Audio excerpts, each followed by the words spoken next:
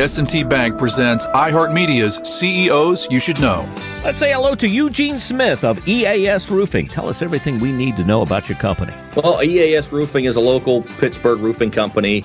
You know, we take pride in service in our community with workmanship and craftsmanship that they deserve. We're certified with our shingle manufacturer, so we can provide our homeowners with an extended warranty.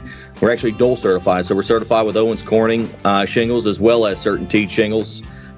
We got certified with Skylights. Whenever we do a roof for a homeowner, we want to make sure that they're getting the best warranty in the industry. And we have a showroom right down there in Glenshaw, right on Route 8. So it's about a 6,000 square foot building, and then we have 2 shops next door. So we can showcase the products that we use to our homeowners. They can come down so they see exactly what's going on their roof before they ever step foot in it. We've also invested a lot into protecting our homeowners' property. So we have the state-of-the-art machine called the Equipter. And basically what it is, it's a roof buggy that goes up to the roof line. So when all the old debris is coming off the roof, it's going into our buggy versus going all over the landscaping. So our slogan is, go above your roof and beyond your expectations.